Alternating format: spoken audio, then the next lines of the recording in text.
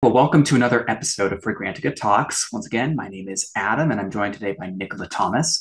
And we are here to talk about autumnal scents. Now, this is something we do, if you haven't already noticed, pretty much every season. We come over here and we talk about seasonal selections for perfume. And this is something that we try to do while recognizing that not everybody chooses to wear scents seasonally. And that's sort of its own topic in and of itself. But our aim here is to choose some scents that we think kind of complement not just the weather and the sort of the seasonal atmosphere, if you will, but we also try to provide some actual reasons why we think these scents are suitable for these times of year, no matter what sort of area you are in.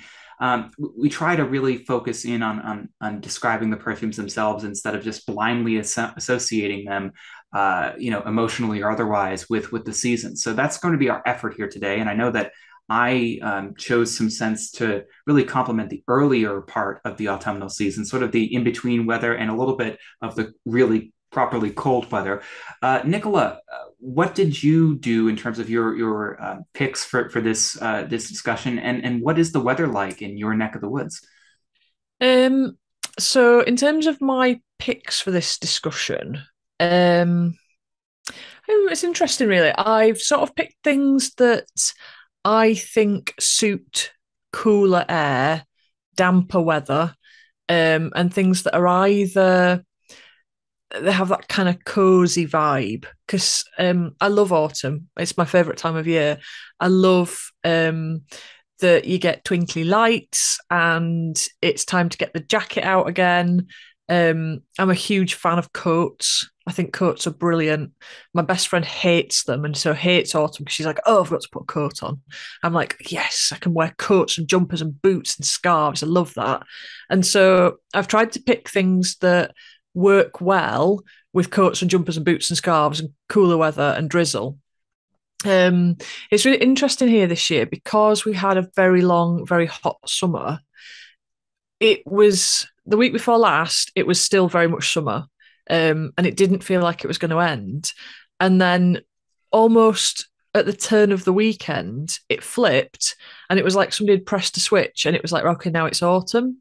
And the first thing that I notice is we get heavy dews on the grass, so you get a lot of it isn't a sort of petrichor smell in the same way that you get in summer, but you do get that damp, earthy smell that starts to rise from the ground. Um, and then after that, that's almost like the first sign is that your feet get wet when you go out in the morning.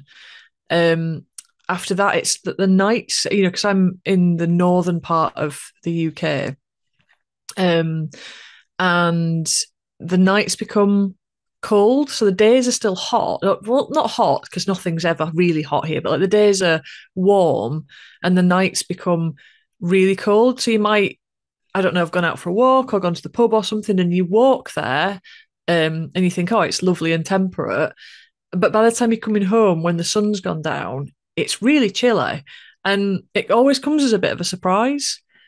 And then the other thing, obviously, we've got a bit of an energy crisis going on in the UK at the moment. Energy prices are skyrocketing. Um, but the other thing that I really associate with this time of year, although not quite yet, we haven't reached it quite yet, is when you put your heating on for the first time, you put the central heating on and you get that kind of burning, dusty smell, where the dust that's accumulated over the summer heats up and rises off the radiators. And that's something that I really associate. But yeah, as I say, that's the start of October for me. I try not to put my heating on until October. Um, and yeah, as far as the weather is at the moment, we've got that drizzle creeping in, which is so typical of well, Yorkshire weather, but also British weather. It's the weather that we're famous for is the sort of the drizzle. Everything goes grey. The And drizzle effect. yeah, and we get this kind of like dank weather that is in itself not that bad, but it's the fact that it persists for quite a long time. You might get drizzle, you might have a whole week of drizzle where you don't really see the sky, you just see low cloud. However, there's generally sometime between September and October in the UK, there is generally 2 weeks, which are the most glorious 2 weeks of the year, where the weather will settle. It'll still be like relatively warm. It'll be quite clear. And there'll be lovely blue skies, lovely autumn leaves, lovely light. The light at this time of year is gorgeous. And it's just this perfect couple of weeks that is absolutely beautiful. And that's the whole point of enduring, winter or summer, if you're that way inclined, is to get to those 2 weeks in autumn where everything is just gorgeous. So yeah, we're not quite there yet. It's still quite early in the season for me here at the moment this year. But yeah, it's definitely coming for sure. So what about you? What's it like in? Yeah, well, with you in England and me in New England, we share more than just names. Our our climates are fairly similar. I don't want to oversimplify, but in our past seasonal perfume discussions, we've definitely identified some differences between where you are and where I am specifically. But for the most part, we share similar facets of fall seasonally in terms of temperature and in weather. Um, our rain tends to come down as more of a proper rain than a drizzle, but it doesn't tend to really hit us, at least not where I'm at, until later in the fall, like early November, late October. Um, so we do have a difference there.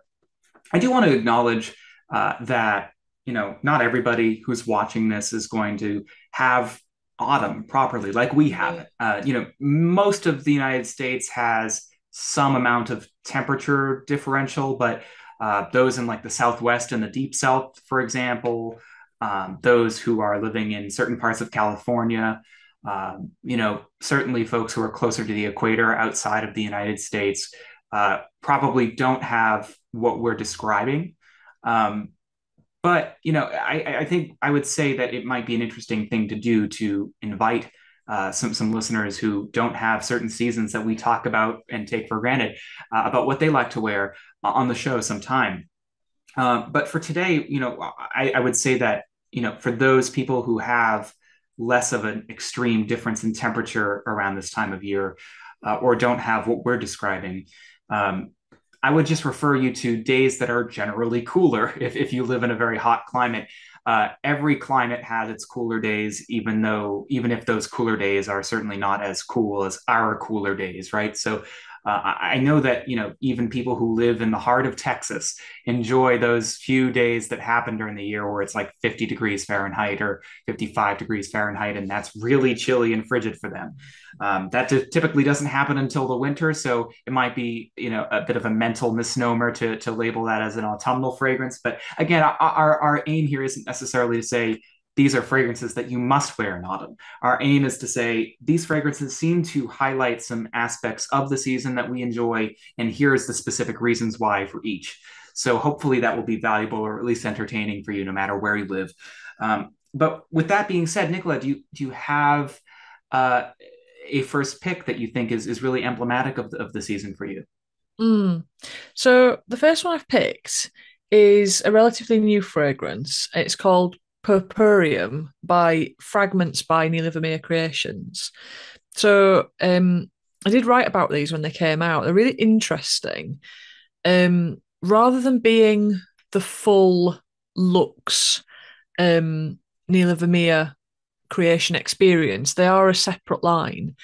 And the idea behind them is that rather than, I mean, it's not true to say that they're not fully formed perfumes because they are, but what they've quite cleverly done is gather together fragments. So Purpureum is meant to be representative of the kind of colour purple, but it has lots of purple things in it. And they've kind of managed to make that hang together. It sounds a bit mad and it is a little bit wild, but this is, I've got the notes list here because the notes list is quite strange too. So coffee, rum, tobacco, leather, labdanum, tonka, cacao, magnolia, fig, myrrh, immortelle, licorice, pepper. it's sort of, there's gourmand stuff in there, there's spicy stuff, there's leathery stuff, there's magnolia and labdanum. So you've got an Immortelle, so you've got a floral element. There's the fig. It's really odd, but it's got a sort of, it's a bit like a boozy. So there's one part of it that's kind of boozy dried fruit, like a kind of a fig that's been soaked in booze and then coated in chocolate. I definitely get that. But then there's a sort of, there's a almost like a sweatiness to it that's slightly fleeting, but in quite an attractive way. And then it goes through to a little bit smoky, a little bit leathery, spicy, warm. It's very, very cozy. And it makes me think of when you manage to get a little break at this time of year, maybe you get a long weekend away, and it's not that, when you go away in summer, there's a kind of freneticness to it, and you want to, even if all you're doing is lying by the pool, there's like a lot of sunshine and there's mosquitoes, and you need a lot of clobber. This is much more about getting indoors, hunkering down, putting the log burner on, having a glass of some tipple, eating some chocolates. It's that kind of cozy, like there seems to have, in the last few years, there's been this like upsurge in the UK of looking to our Scandinavian friends and adopting their kind of practices like hygge. And it has that sort of vibe. It's that cozy, comforting, looking after yourself in quite a luxe way. It's not sitting in your house in your slippers having a can of, really cheap lager, smoking a fag, and eating the cheapest bar of chocolate you can find. It's more about treating yourself, putting nice fabrics on, having, rather than it being the sort of electric fire, you've got a log burner on. It's having a glass of rum or whiskey, or it's a sort of opulent best version of that kind of cozy comfort treat sort of weekend where you might not go out all weekend, but you've had a really nice time still. And the kind of you almost get that sense of the rain lashing down outside while you're there with your box of dried figs that you're stuffing in your face. It I sounds mean, like it it might has be. the potential to Sorry. be kind of like thick and heavy. Does it wear that way? Oh, no, it doesn't. It's definitely gutsy. It's definitely got body. It's definitely got strength to it, but it kind of dances across the skin, and there's definitely lift to it as well. So it almost behaves a little bit incensey, like you can almost feel it sort of rising. And it's one of the ones that the more time I spend with it, the more I like it, and the more I kind of find myself craving it. It's not stodgy at all, which is really interesting. I think it could be. That little hint of licorice that's in there becomes really moreish. You just get a little whisper of it, and it has like sort of, it has a nice combination of kind of gourmandy elements, but then this woody sort of grounding, but with a kind of smoky lift that raises it too. It's a really cool perfume. It's really interesting.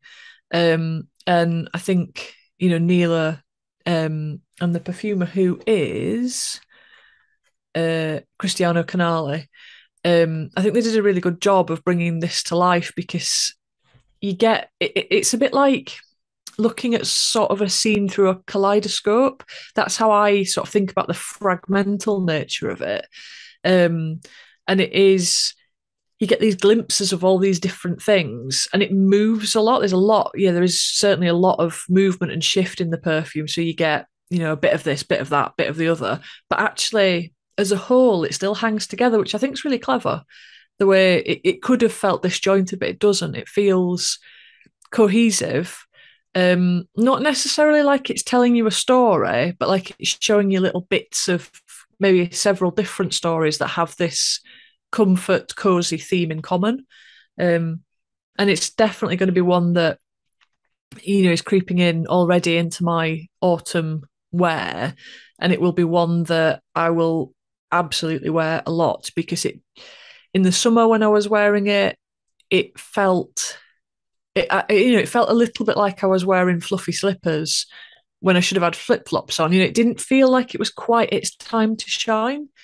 But now, as the air's cooling off and you're getting those hints of bonfires on the breeze type thing, that is Purpureum to a T, and it really fits that sort of aesthetic and scene and coolness. So yeah, it's a really nice fragrance. I think Neela did a really good job with it. That sounds like a great one that I need to try. Yeah, yeah, absolutely. And we'll sort that out at some point. Like we need to do like we need to meet in the middle somewhere. Yeah, Maybe Ireland. right smack dab in the middle of the Atlantic Ocean, I think. On Yeah, maybe like a and do some, barge. yeah, and then we could do a perfume swap, couldn't we? Like, try Yeah, these. we'll meet on. I'll tell you what. We'll meet on Tom Ford's personal barge. How about that? Yeah, I'll be up for that. Yeah. Well, so for our viewers' sake, we should know we don't really plan we don't really communicate on what we're going to talk about in terms of actual fragrance selections ahead of time. These are all surprises to us. So I'll say that obviously we each know what we're bringing to the table in terms of our individual picks, but we don't tell the other person. So I will kind of force the issue a little bit by saying that there are some things that you just described in Purpureum. purporium. There were elements of what you described there that reminded me of one of my picks, so I figured I'd bring that pick next. It's Chypre Isli from the House of Maison Incens. Let me get a nice little close up here. Really interesting bottle design too. You don't really see these every day. Love the font, by the way. We've talked about this in our bottle design episode, which if you haven't seen, I recommend. It's a fun discussion. So Chypre Isli, interesting facet about it is that it has you had mentioned a quality of Purpureum's texture that reminded me of Chypre Isli. Um, oh, you know how sometimes when you want to describe something about a fragrance, but you know that if anybody who didn't really love fragrance heard you use this description, you'd be getting some strange looks. Chypre Isli to me is sort of oily or greasy is maybe a good word for it. And I really hesitate to use the word greasy because it's usually a bad thing, no matter what you're talking about, food, your garage, a person. You don't want to be greasy. But I do want to be greasy when it comes to this fragrance because when I say greasy, I mean it has a textural element that is pleasingly like thick, but not stifling or overwhelming. And it has like the effect of like picture an oil, a slick of like vegetable oil in suspended in water. It is that kind of texture. It's very pleasing and cool to look at and cool to imagine it coming off of your skin. It's almost in that respect, it's almost like a really high quality body product where it's not just something that smells nice. It's not just something that makes your skin feel nice. It's something that sits over your skin in a measured way that's not too chalky, not too, creamy or anything. It's just sort of in between, texturally speaking. And that's sort of what I'm reminded of when I smell Maison and Scents. And that might be because it's sort of a Chypre, right? It's got that tradition of being a product that you put on your skin that has been around for a long time, and it has a certain expectation about the way that the body of the perfume smells. In this case, it's sort of a nutty Chypre instead of a mossy Chypre. It's got some musks that skew it a little sweeter, a little, in this case, greasier. Again, not a bad thing.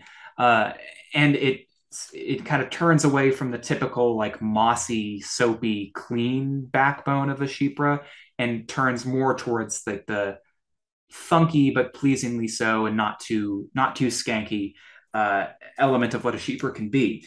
I do say nutty intentionally because the nutty quality of it is very subdued, but it almost starts to skew a little gourmand without the perfume being a gourmand. And that sort of was a sort of another commonality between what you described and Chypre Isli, is that it's got some facets of it that you could technically qualify as gourmand without it seeming that way as a Mm. whole experience. Um, there are some florals in this, just like there are some florals in your pick there. That in this case they're not necessarily distinct. I don't know if you smelled the magnolia note in Purpureum and felt that it was a big magnolia perfume. It didn't seem like you did. No. So I feel the same about this.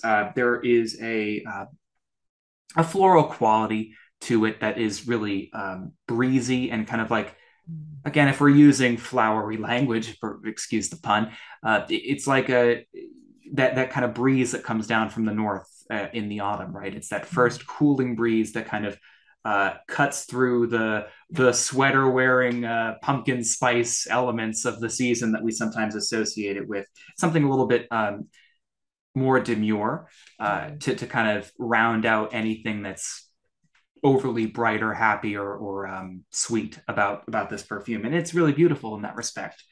I think fans of Aziade from Parfums d'Empire might like part of this perfume's body. Another aspect of it, has this fruity effect that almost smells like dates, but a date note isn't really listed. Again, all of these notes are really abstract and pleasingly so, just like a good Chypre where you can't quite pick out the notes, but you can kind of sense their presence. Um, so yeah, I really recommend it. It's a beautiful new fragrance that I think will probably make some of our year-end best of lists, at least in an honorable mention capacity, if not more. I know you're a big fan of it, Nicola. So Mm. anything you'd like to add about Chypre Isli from Maison Incens? I only was able to smell it once while I was at Essence, and it had and I think you've probably captured this better than I could in how you've described it, but it had a sort of mysteriousness to it, a kind of shiftingness that I thought when I smelled it, I thought this is going to smell really different in different weathers. And I really like that, where it still retains a sense of itself, but when you kind of maybe undo your jacket and you get a whiff of it, that warmth and that closeness would smell different to if you caught it when you were maybe out walking the dog or something. And I really enjoyed that about it. And I really thought it was one of those perfumes when I smelled it that immediately makes your metaphorical ears prick up. I don't know. There's no like nasal equivalent for that. It just make your nose prick up. Where you kind of go, oh, this is interesting. This is a bit different. This is yeah, rich and well rounded. And that's what it made me think of, was how it was an interesting juxtaposition of things, and it felt different. It felt, because when Chypres are so done and well done and marvelously done and enduring, but sometimes I think, oh, not another Chypre. Whereas that's not the case at all with this one. I thought it was really interesting.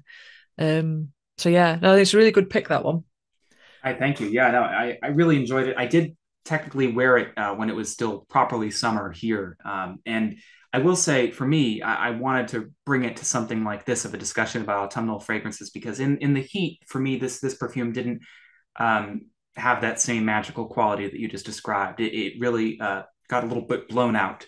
I think there is something remarkably subtle about this one that um, when you wear it in hotter climates or warmer temperatures, uh, you might run the risk of its just overly powdery qualities coming out. I mean, I'm obviously very sensitive to powdery notes, so take that with a grain of salt. But it runs the risk of maybe not being able to smell its complexity. Now, some people don't really want performance from a perfume that's like that, that's so fidgety depending on the weather.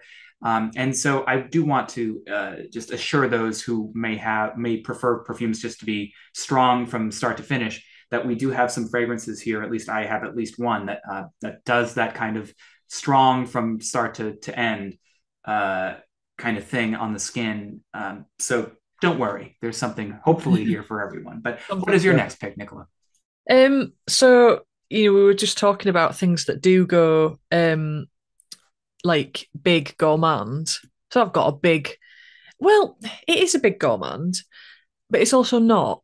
So this is Manos, Gerakinis and Immortelle is the fragrance. Oh, this is such a good perfume. I just love it. Again, one that I smelled for the first time at Essence. It clearly the Immortelle flower takes up a lot of space in it. Um, it's kind of hay, dried grassy, um, all that kind of like cut dried stems, captured sunlight. But it's accented with milky notes, a sugar, like a kind of sugar cube type, and in a way that if you know Saint Julep by Imaginary Authors, that kind of crunchy crystalline quality that somehow it jumps between your senses. You smell it and you smell that because how can a smell be crunchy? But it sort of is.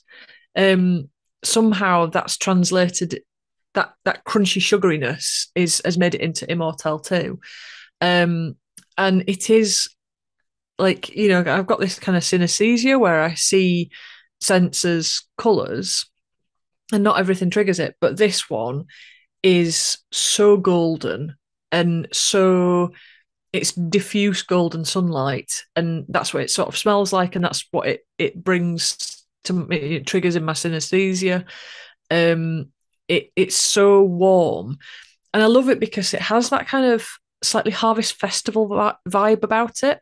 That kind of sense of abundance and bringing the harvest in, and the wheat's all gone golden, and the barley's all, bearded, and it's got a lovely, almost like almost like a very old sense. It harks back to something when we were hunter gathering more, and we were kind of stocking up food for the winter.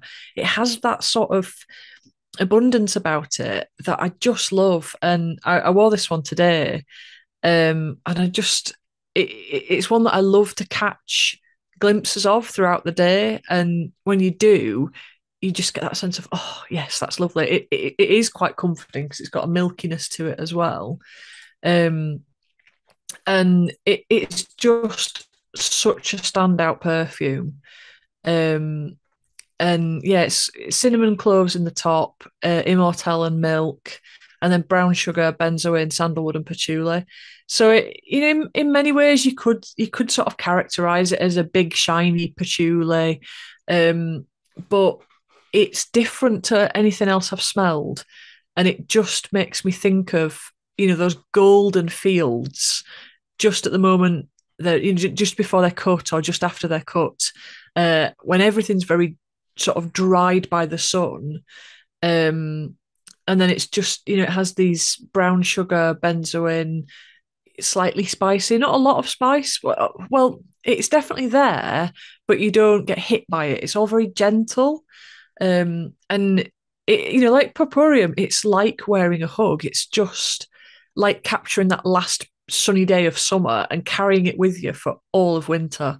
And it's a big fragrance. It's not shy and retiring either. It will project nicely. It is quite, it sort of is the sort of thing that is nice to smell on a scarf or on your jacket. It lasts.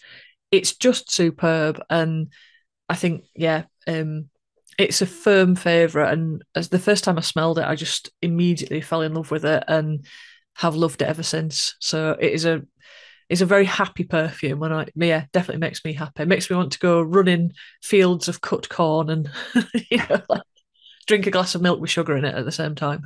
I think the House of Amouage has potentially spoiled some fragrance wearers for the note of Immortelle.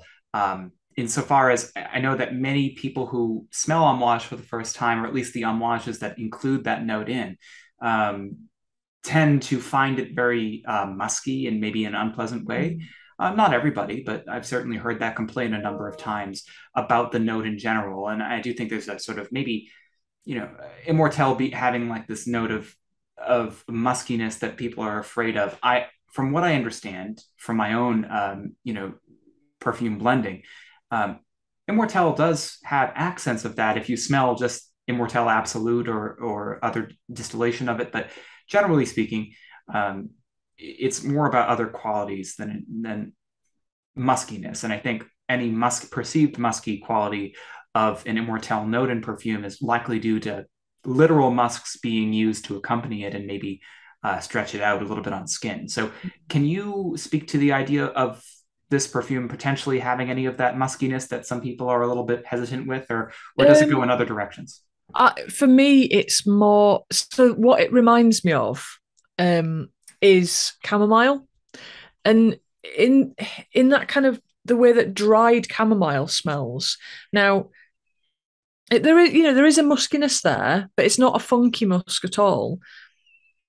But yeah, what it really makes me think of is like dried chamomile heads. Now, where chamomile can sometimes go a little bit urine like, there's none of that here.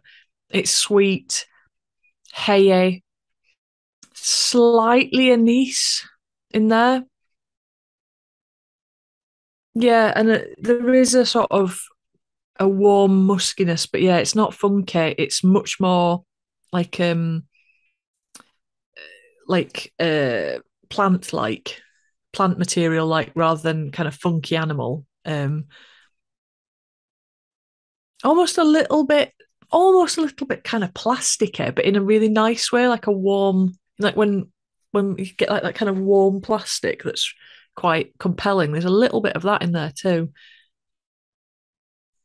And then yeah, and then the patchouli underneath it, and the milkiness with the sandalwood. It's just an absolute belter and one that I love. And I'm certainly wearing it a lot at this time of year. So it's a really cool perfume. I think another one where, I think I was talking to Manos about it, and Immortelle does exist in quite a few things. And he said he found that, yes, it might be used a lot, but it's not always used well. And he wanted to put it front and center and do it well.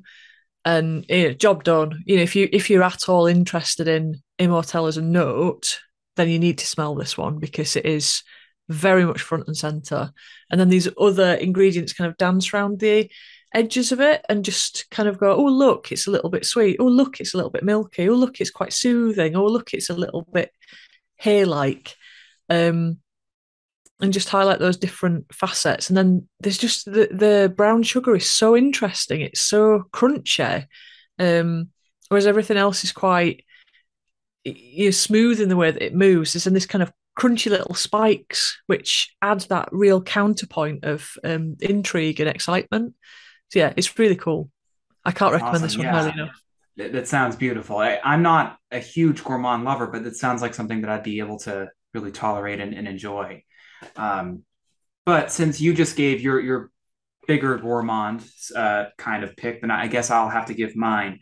Um, this is, like I said, sort of this is about as gourmand as I typically go, with some rare exception. This is called Behold Patchouli from Gallagher. Now, I did write a review about this a couple of years ago when it first came out, but in summary, chocolate orange. And that's a bit of a that's okay. That's a bit dismissive of its complexity. It's a lot more complex than just milk, chocolate, and orange. But those two elements are very prominent, especially at the top. It's got this sparkle quality from a pine note used, and so you're kind of reminded a little bit. If you're anything like me and you like chocolate oranges around Christmas time, you're kind of reminded of that quite immediately. But I think the really cool thing about it is that frankincense, and that kind of accounting for some of that pine note too. Frankincense kind of comes into the fore around the middle of the wear here, and that's when like the orange is starting to dissipate, and it's where frankincense steps in. And the beautiful thing that I'm learning about frankincense is that it has so much inherent complexity that can do so many things for perfume structure. No wonder it's been used for unguents and things for so many centuries. Um, Frankincense is beautiful here because it provides a bridge between its citrusy nuances at the top, paired with orange and quite a big slug of orange at the top, and its papery, earthy, um, and in some, like I said, sort of insinuated it before. In some cases, its pine-like qualities, its resinous qualities, kind of comes into the fore in the mid, and so these qualities sort of blend together and sort of create this like ghostly aura for the fragrance that's really beautiful and wonderful to wear at this time of year. There is a element of like treacle quality, like a candied brown sweet thing, and in this case, it's probably a combination of patchouli, tonka bean, and other sort of musky notes that sort of bring it all together, almost like a musk ravageur without the any of the skanky qualities whatsoever. A little bit of Histoire de Parfums Noir Patchouli in there, a little bit of that Bogue Mem quality because of the aggressivism of the notes. It is a big patchouli fragrance, hence the name Behold Patchouli. I wouldn't say that it's a dirty patchouli at all. It's not particularly earthy, but I did say clay pots for a reason. And I think it's sort of that combination of patchouli with sweeter notes that creates that almost clay-like quality. So terracotta plates kind of quality to it. I think it's really beautiful. It would certainly do well in the winter. I've worn it in the middle of winter. It's a beautiful thing to wear then too. But like I said, I kind of have that almost Christmassy association with it just because I simply like to eat chocolate oranges near the Christmas tree. That's sort of a habit of mine there. But it's a beautiful thing to wear in the winter. But I've found that wearing it in the autumn is a little bit more gratifying to me because those temperatures in my neck of the woods sort of provide that same balance that we were talking about with Chypre Isli, right? It might get blown out in the heat, and the intense cold of our winters here would probably restrict and has restricted, in my experience, some of like the complexity of these notes. But not necessarily the most complicated perfume, but it does have these stages that are really fun to notice when you wear it a few times, and it's a beautiful version of a gourmand, not too sweet, but more importantly, just a great thing to wear at this time of year. I really recommend Behold Patchouli from Gallagher. Yeah. Where do you find yourself typically, to what sort of occasion do you find yourself typically wearing that one then? Well, we've talked a little bit about the idea of what a gourmand can be in terms of where you would wear it, and is it classy or is it, pedestrian, or all those kinds of, big philosophical, we're big perfume nerd kind of questions. But in this case, I do think it's a little bit more of a casual wear at the start of the fragrance, right? Because I do think it is recognizably chocolate orange. I do think you might, if you shove the bottle in somebody's face, I think you have a very good chance of them saying, Terry's, right? Um, there's that element of it. I'm certainly not the first person to say that in the perfume reviewer world, but I do think that's obviously a very simplistic picture of it, and that quality is most apparent at the top, right at the beginning of the wear, because there's that big blast of patchouli and tonka's most chocolatey facets at the top of the perfume, and there's that big blast of real orange used. So it's going to stress that quality for the first 5 minutes, and then it really starts to pick up in its evolution on the skin, and you won't get that kind of thing if you wear it for an hour or two. Um, so if you're going to be going somewhere uber formal, maybe not the best selection, but I also encourage you to use your discretion there. I think of it more of a casual wear myself, but that's just because of that first blast. Yeah, yeah. Terry's is Terry's of York, right? Oh, So like, oh, really? yeah, yeah. So the chocolate orange factory, well, it's no longer a factory. It's just up the road in the city. So yeah, That's it's funny. yeah, isn't it? It's been a part of my life for a long time. Yet another thing that we uncover about ourselves here on the podcast, Nicola. I will say maybe then it's especially more of a casual wear for Yorkshirites Yeah. and Brits in general. Yeah. Well, I mean, so we've got a couple of chocolate factories in York, and before they installed better filtration systems, a couple of years ago, there used to be days where the whole city would smell of chocolate. And it was particularly noticeable in the autumn. You'd kind of open your front door and you'd just get this sort of slightly burned chocolate smell. It was quite lovely. And then they put better filters in the chimneys, and it doesn't smell half as much now. But if you go past the chocolate factory, it does. So that's what does your city smell of? Mine smells of chocolate.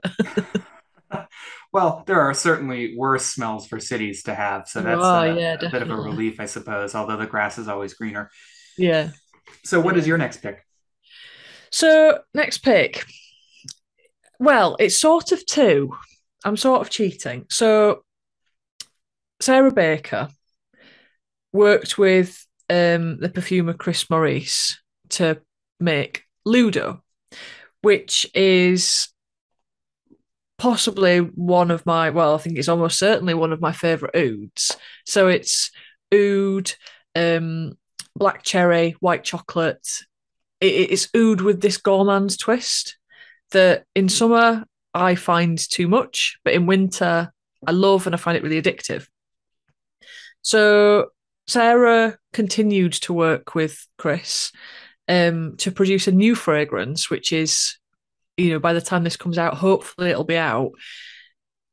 It may be called Gold Spot, it may be called Guilt. I know the name's been changed a little bit, but it's another take on this same oud that is in Loudo. And it's really interesting because I don't consider myself a huge oud lover. I find it too barnyardy, too skanky sometimes. It doesn't always work for me. But there's something really nice about the way that Sarah and Chris work together to make this happen. Now, Guilt it does have the same oudy backbone that Loudo has, and you can see that they're perfumes that are sisters in a way, but Guilt takes down the gourmand elements of Loudo and introduces a weird metallicness that is really like, if you say, oh, it's going to smell really metallic, that sounds like a huge turn off to me. But here, it's just held at the right level that you think, oh, that's interesting. And there is sweetness in there, which I think for me, that's the magic, is the oud with sweetness. Um, and yeah, it's so fascinating. It makes you think of like, those, are they called censers that people swing incense in? Um, and though that kind of hot metal smell, um, it's a little bit smoky. It's definitely sweet. There's a chocolatiness in there, but it feels like a less sugary chocolate than the chocolate in Loudo. Um, I think in summer it would just, it'd be huge. I think it needs the cooler air to just kind of calm it a little bit and keep it a little bit closer to you. But it's strangely satisfying and strangely addictive. And I find that about Loudo. If you tried Loudo and you found it too sweet, maybe try Gold Spot, as we hope it's going to be called, because it's down a notch, and it has that sense of, if you imagine a chocolate bar, but instead of chocolate, it's oud, and it's wrapped in Willy Wonka's like gold wrapper. Um, that's what this is. It's that kind of combination of sweet with a strange, woody, very deepness, with this little whisper of gold leaf on the top.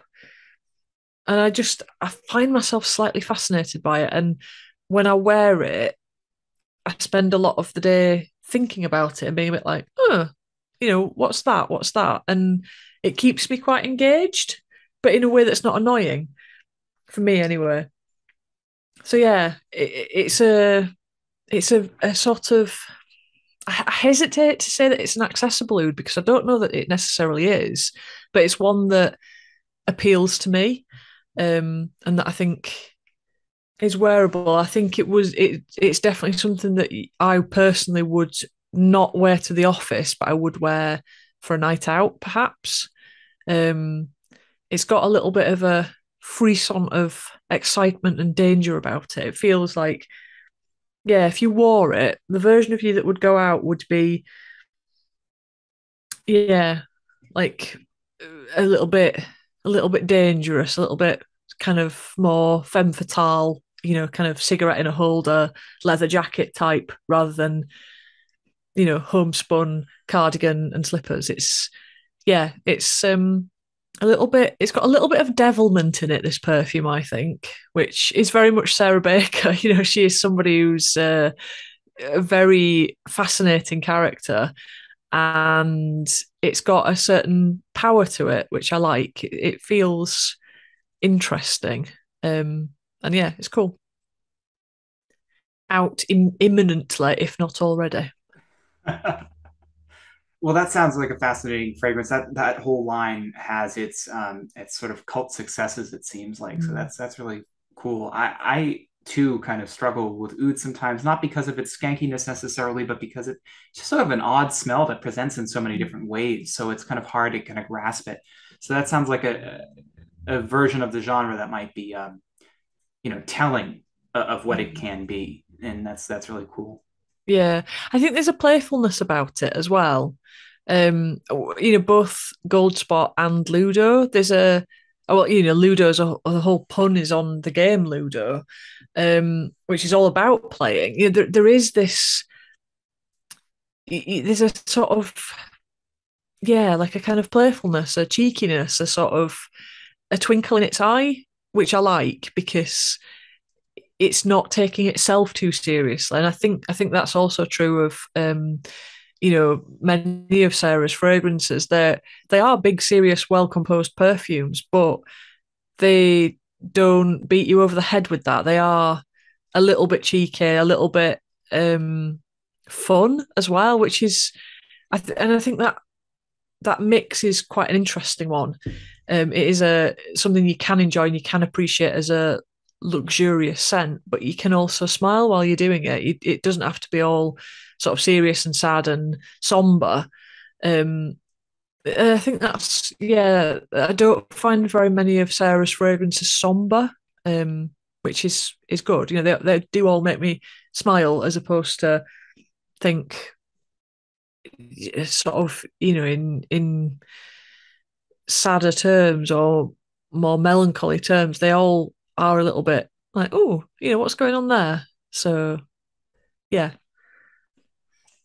So I guess for my next pick, I don't have a bottle of it to show you, but I want to preface it with the idea that seems to be prevalent in the fragrance community about YouTube reviewers and their lines, and there's a lot of negativity about that, and to some small extent, I can understand just because a lot of the complaints are lobbed against them that it's sort of a conflict of interest to be a reviewer and to have your own house, and maybe if you're positively reviewing your own fragrance that might make sense, but my opinion of it without getting too mired in a separate topic is just that when somebody does something right, you ought to give them credit for it.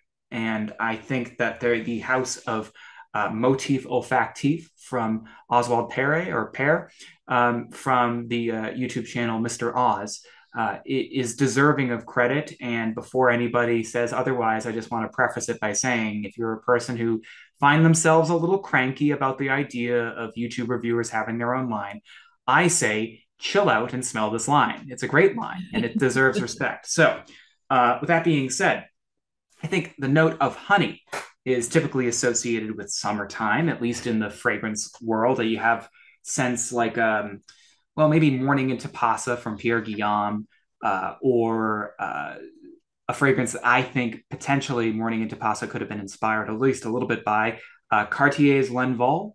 I think Cartier's L'Envol might be a bit more of a widely dispersed perfume. It is a very light take on the note of honey. Those two perfumes are, and the honey note in both of those fragrances seems to be very ethereal and bright and breezy. You wouldn't necessarily expect that from a honey note because honey itself is a very thick, viscous smell and appearance. So there's that. This is a little heavier in terms of it's rendition of the honey note, but still not quite, sludging away in full out gourmand territory. It's sort of a summer, served over fruit note, but in this case, Oz has sort of bent the note into more of an autumnal association, at least for me, through other kind of darker fruits like stewed apple kind of notes with some spiciness involved there. Tolu balsam is sort of the primary spice presence in the perfume. Tolu balsam is this really wonderful resin that if you've never smelled it raw, I encourage you to find just a little tiny jar of it somewhere, like a perfumer's apprentice or another kind of retailer of raw materials. Tolu balsam is a beautiful material if you love amber or if you like anything remotely resinous, because it has this ethereal, spicy quality where you can't quite place the quality of the spice. It's not like you smell cinnamon from it. It's not like you smell vanilla like you might from benzoin. It's not as if you smell any one particular spice in isolation. It's just sort of this mystery spice, almost like the spice melange from Dune. It's a beautiful thing in and of itself, and it's wonderfully used here to kind of add this sort of sumptuous, spicy, almost creamy, resinous type of body to the perfume against these brighter, higher register notes of fruit and honey, and I believe some other spices at the top, but they're not necessarily the most obvious thing in the world. They're just really beautiful. It's a very simple composition in terms of the notes involved. It's a no-brainer. Of course, fruit and resin and spice is going to smell amazing together, but it's rendered smartly here. Nothing screams out too much in balance against the other materials, and for that reason, it's worthy of checking out alone. But it's especially nice to wear in the autumn, simply because we need at least one pick in this list where it's fruit, spice, a little bit of creaminess, a little bit of resinous body. It's a no-brainer for fall. So the honey, you said it's a little bit thicker, and honey can go full on urine if if it gets really thick. It can be really funky. Where does this doesn't go that far? It doesn't sound. Certainly not. Hardly any of that, if any at all, is present in Nectar Boisé. It is more that kind of like golden sweetness, right? It's not. It doesn't go into the urinous territory whatsoever. It is there to provide a consistent backbone of sweetness from the start of the perfume to the end, before the Tolu balsam sort of makes itself a little bit more obvious on the skin towards the end. Tolu really hangs around for quite some time. In this perfume, you're going to smell it as something that in the late dry down might seem like a powdery musk kind of feel, with some sweetness and a little hint of spiciness towards the very end of its life on skin. But the honey is a bridge here between all these elements, and it is a way for Mr. Oz to provide those wickedly sweet delights that aren't too sweet, right? And then that's going to be a theme whenever I talk about a sweet perfume that is something I can find myself wearing. It's not too sweet, but has that element of pleasingness about it, friendliness about it from start to finish. Yeah. It does sound lovely, and it does sound very appropriate for this time of year. And you've really made me wonder if there are any good pumpkin spice perfumes, because I don't think I've ever smelled one outside of candles that, because they do tend to be so sweet, so like pumpkin and vanilla and cinnamon, and they're a bit much sometimes. Like, so if any of our listeners have got any recommendations for good pumpkin spice scents, I'd be really interested to hear them. Please do drop them in the comments. Because I think that's, if you could make a really classy pumpkin spice perfume, I think that could be really quite interesting. I will say, it's not like it's widely available anymore because it was a limited run fragrance in and of itself, but it was made by a house that's no longer even active. So I almost hesitate to bring it up. But to answer your question as accurately as possible, Nicola, yes, there is one that I've smelled. It is by the now unfortunately defunct House of Smell Bent, a very funny kind of tongue-in-cheek kind of house that was noted for its like just just funny and quirky approach to branding and fragrance creation. But the perfume was called Rainbow Witch, so that's an example of what I mean. I think um, the notes were spices, vanilla, pumpkin, ambergris, incense, hay, and oak. That might lead you to believe that this was a very refined, surprisingly refined perfume, and in its own way, it really was, insofar as it wasn't too it wasn't like that blindingly rich or tonka driven sweetness that you might smell at a mall or something like that. It had more complexity and darker qualities than that.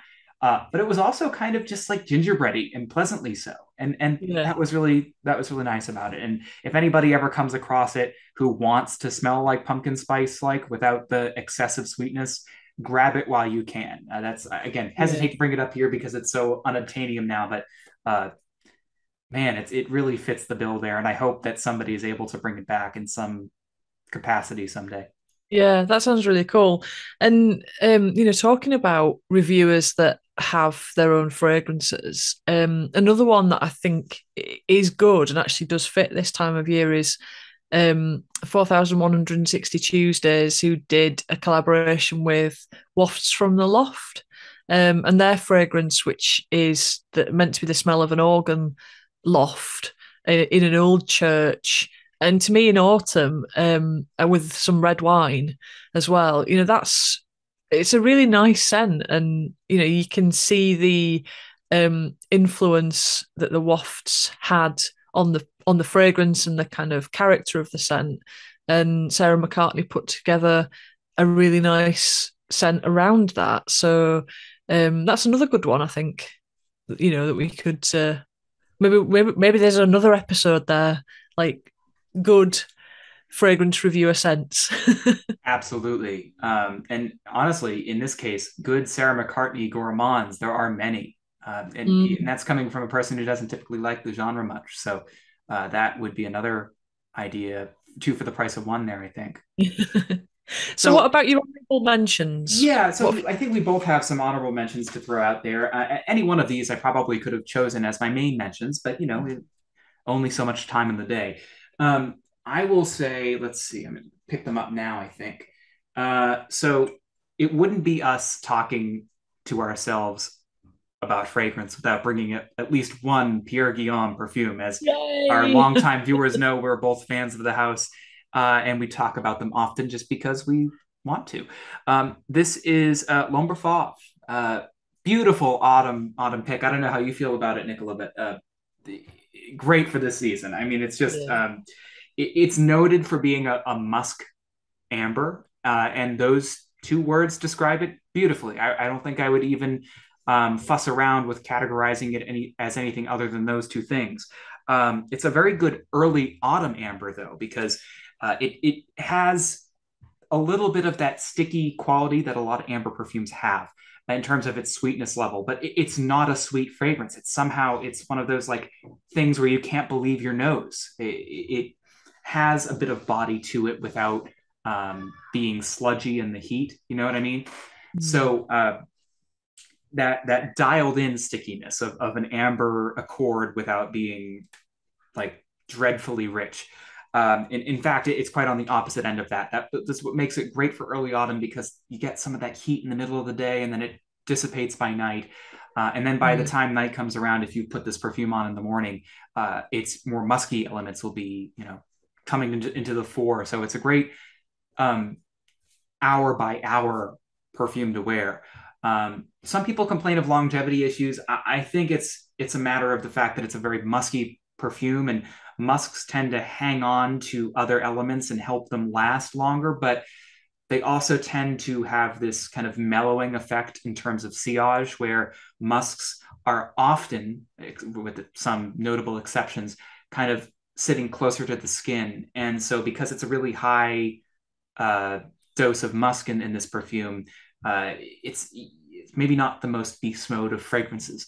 Mm. I will say though, what it lacks in potency and sillage, it more than makes up for in complexity of scent profile. It's just a beautiful little ambery, sticky thing with some animalic purr that's not too skanky. That's how I see it. How do you see that one, Nicola? I know you're a fan of the house, so I'm curious to know. Yeah, absolutely. Well, really, I think in a way, it reminds me of Animal Mondain.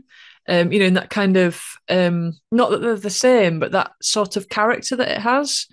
An Animal Mondain would be another great autumn scent. Tobacco, with the little accents over the top of it. That kind of one of the things that I really like about Pierre is the way that if he uses an animalic element, he manages to make it so refined. So I think his house is a really good one to explore some different facets that you might be a little bit intimidated by. Something that smells civet like.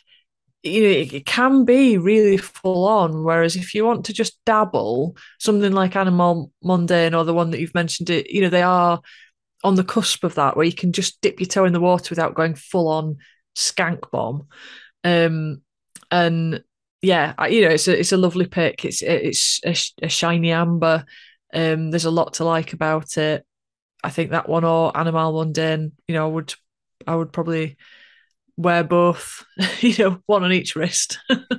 Well, I will say, it is a wonderful house. I will also agree that it's very similar in certain respects to Animal Mondain. And I have to tell you, Nicola, when I was choosing what fragrances I bring to this recording, my hand was hovering above Animal Mondain. I had to just go, no, bad, because we've talked about that one multiple times on the show, and Mm. I've written about it in more than one article. So it's about time that I, not seem like I'm just an all out stand for it, which I am, but keeping up appearances here. Yeah, beautiful, beautiful choice there. A couple other quick ones to mention. I love this one. It's Salamanca from Olympic Orchids. It's one of the few leather perfumes that I find myself consistently enjoying. I'm just not a huge leather perfume guy, but this one is really highly mixed with like that kind of clay quality that I really like in perfume. So it creates a very interesting contrast to the leather, a very interesting pairing of the two notes. You don't really see clay often enough as it is, never mind pairing it with leather. It's sort of a strange concoction in that respect, but a really beautiful one. It kind of, just to be quite simple about it, it smells like a really nice sweater in a way, like a wool sweater to me. And that's what I like about it. And it's great for autumn in that respect because I wear a lot of Yeah. sweaters in autumn. And the only other one I wanted to quickly mention is this. It's a perfume designed by Maurice Roussel for the magazine Ne, or NEZ. It's one of their one-to-one editions where they release an issue of the magazine, and one of the articles in it describes the making of the perfume that they release along with it. They come in these little bottles, so they make it fairly accessible in terms of size and price, and you can carry this around with you wherever you go, and it's great.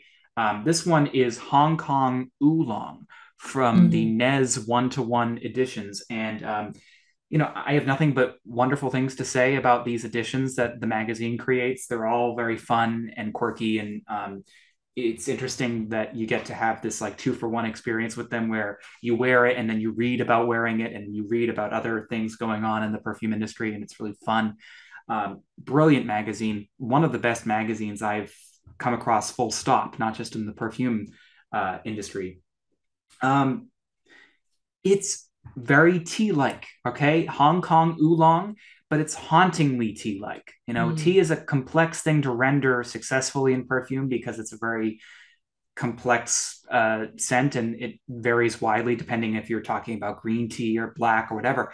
Um, in this case, oolong has that kind of almost funk saline, uh, I mean, for lack of a better term, musky quality, but it's a little bit more complicated than that. It has a, like I said, an iodine or a saline quality to it that uh, goes hand in hand with the musky element of it. And you smell this when you smell a freshly brewed oolong tea.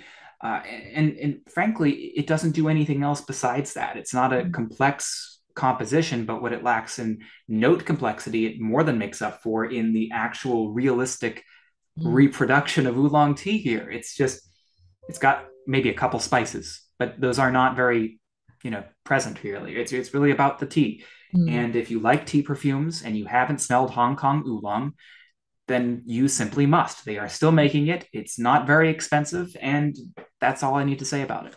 Yeah, that sounds great. Actually, it sounds. I love a good tea perfume. Well, that sounds like something I shall have to almost certainly investigate because it sounds Oh, wicked. and buy the magazine. I mean, you Yeah. can get the perfume itself and only the perfume, but it's so much more fun and a truly great experience for any perfume lover to be able to buy a magazine and a perfume that was specially designed for that issue of the magazine. It's Mm. wonderful. Black Calamus by Carner Barcelona. Now I think we've touched on Carner a few times because I do think they're hit and miss as a brand. Some of their early releases are absolutely stunning. Some of their more recent stuff I've been much less enamored with. Black Calamus is somewhere in the middle, but it's got a pretty, you know, big notes list.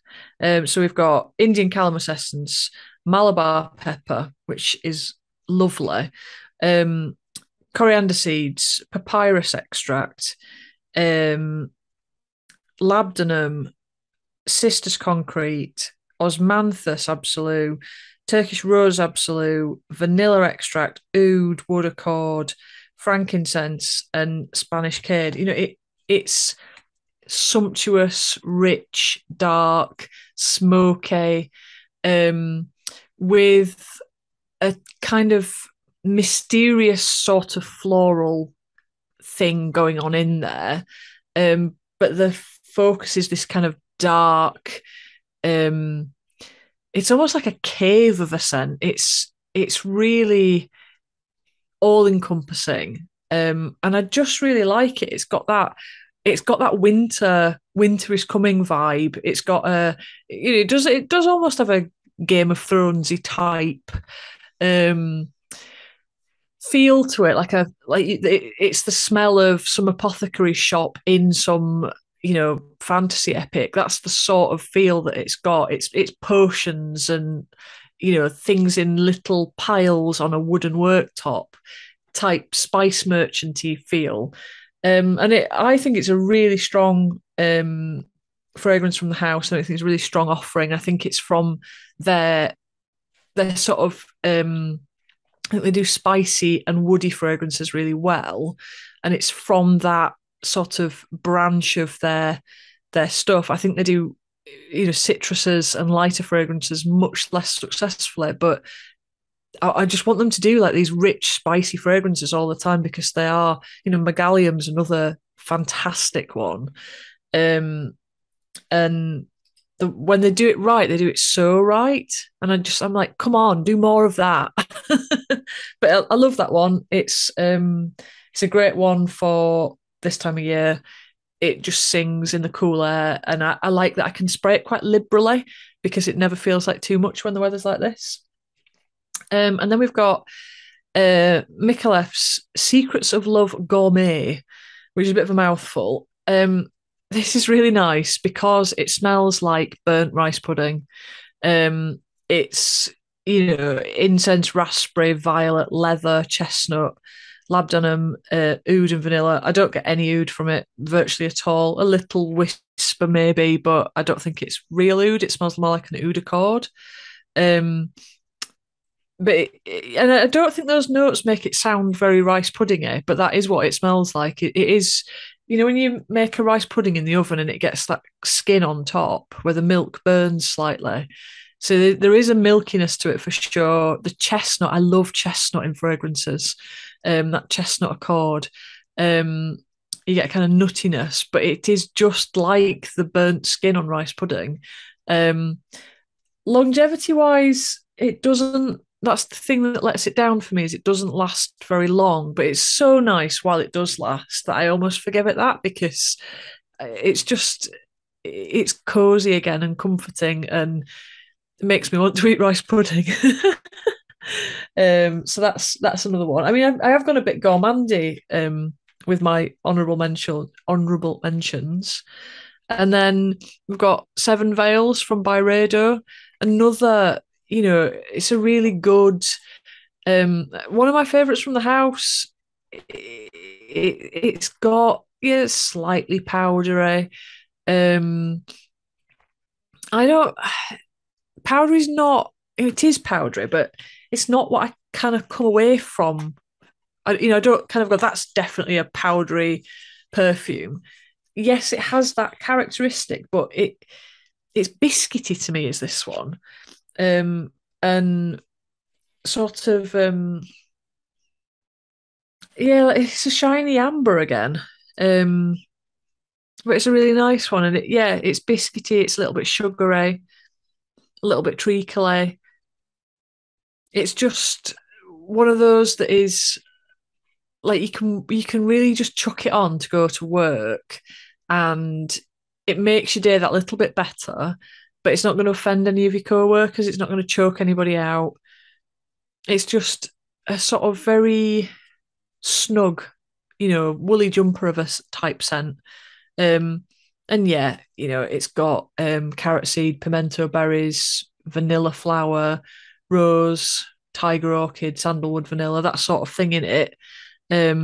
Wisteria, pepper, but it's just really easy. I think that's maybe a facet of autumn perfumes that I like, is I like a sense of ease about them, like they're not trying too hard, because it's that lull before the Christmas storm hits, is this time of year. It's that lull before you sort of thrust into the bosom of your family for a week, and you've got all the kerfuffle at work, and then you go off and you've got all the kerfuffle of Christmas. And so I think, yeah, there's that sense of it being like the last chance to take a breath before you have to get to the other side of Christmas. And that's what this makes me think of, it, the Seven Veils by Rado. And then finally, one that I think, it's a huge success in the perfume world, which is 100 Silent Ways by Nishane. Um, Again, I find it quite a simple fragrance. It does have a relatively it has a notes list which would make it seem more fulsome and complex than it is. It's tuberose, peach, mandarin, gardenia, jasmine, orris, vanilla, sandalwood, and vetiver. What I really get from it is a vanilla fragrance that is very easy to wear, and it's kind of accented by things like the more floral elements. It's really it does have a certain fruitiness to start, but it's a bit of a vague fruitiness, and it it's again very gentle. It's a scent that has an ease of wear about it that is not pushy. Yes, it's got fruitiness, but then the vanilla comes in and takes up the majority of the space, and it's just it's quite yummy. It is. It's one of those that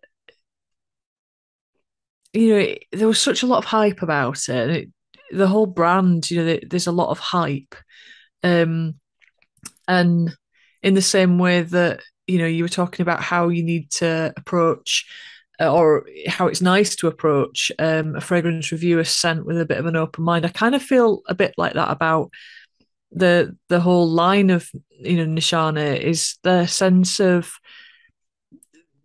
however they do it, they do manage to generate a lot of discussion, a lot of hype, a lot of movement around their scents.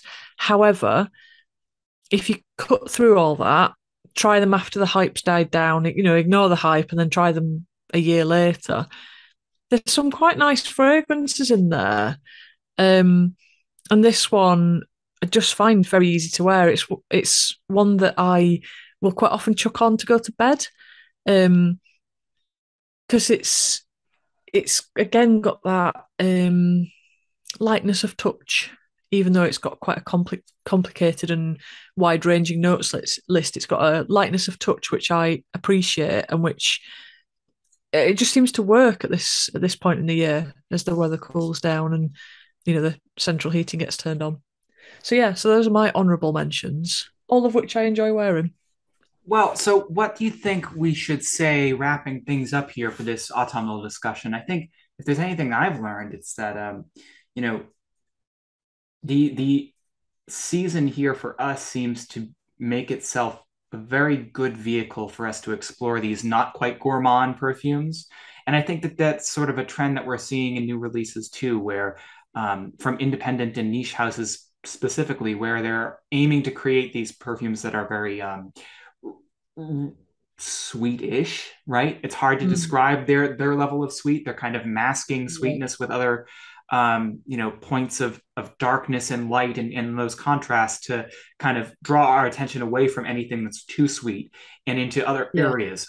So I'd be curious to know what you think there, and if you think there's anything you'd like to take away from this discussion, or like our viewers to take away from this discussion. Yeah, and I think you're absolutely right. I think sweet but not too sweet is good. Spices do very well. Immortelle has actually, I've noticed that is in more than one of the fragrances that I've brought today. So maybe that kind of dried hayness, also good.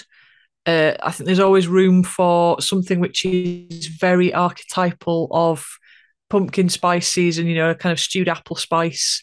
That's always nice.